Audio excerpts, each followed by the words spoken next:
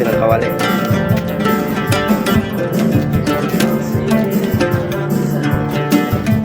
Ngayon natin ang butter.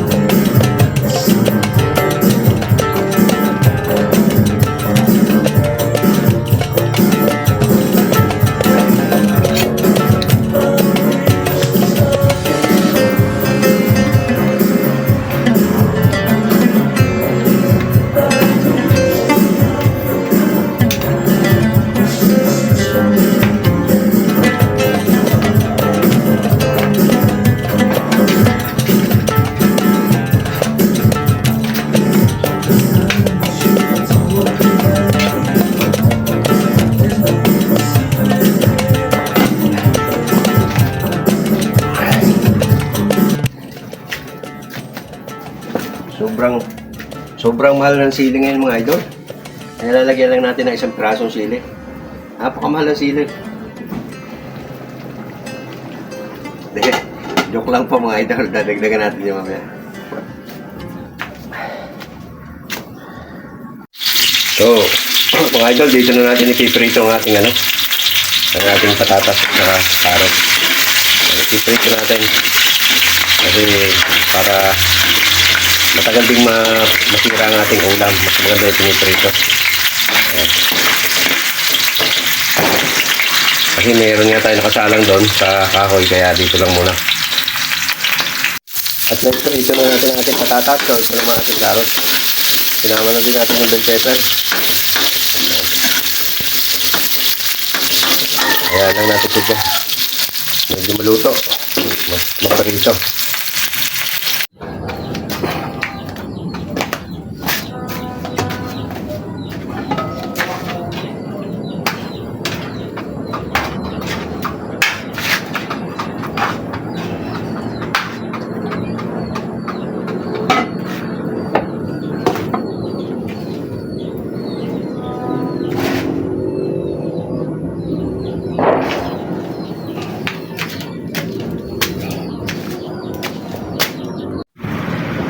Maambon mga idol. Ayan ang dilim oh. Kaya maya natin may bubong naman yung ating lutuan, pero pag malambot na yan, doon na natin tutuloy sa loob. Ayan. Ayun nga mga idol, ginabi na tayo. Lalagay ako ng green peas. Lalagay ako ng green peas sa kaldereta. Diba?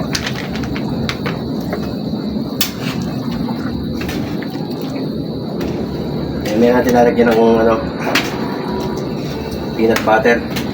Tapos yung ating liver spread. Tapos patatas natin at carrots na pinarito, ilalagay na rin natin. Luto na naman yun eh. Dali na lang yan.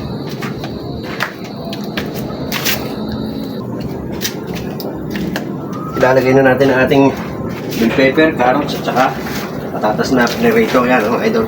Nagprito ko na nga yan.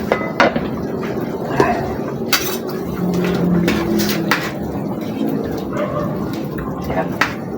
Diba? Sarap na ating kaldereta.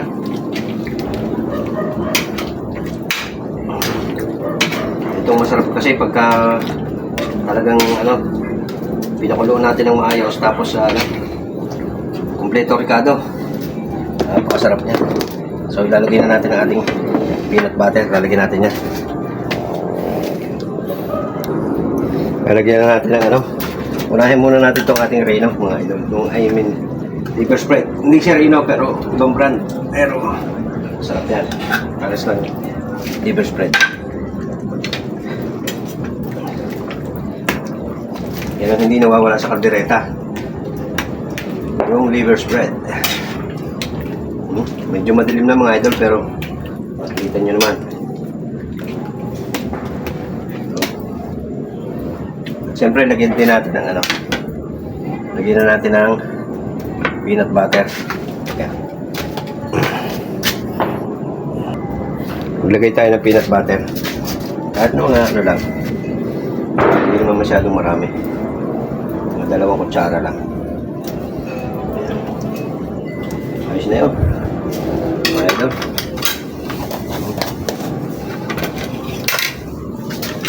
Siyempre haluin natin. Napakasarsa ng natin. Ng ating kaldereta. Ayan o.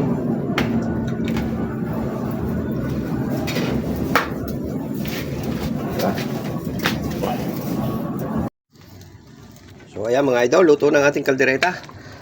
Inalis ko na doon sa tripod yung aking dahil ayun nauulanan. Ayun yung tripod ko. Tapos dito nauulanan maambon. Buti lang nilagyan niya natin ng bubong. Ayun mga idol, luto na yan.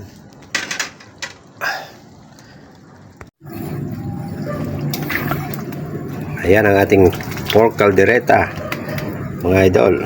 Nakita niyo yan, yummy, diba? Inabot na tayo ng gabi sa pagluluto.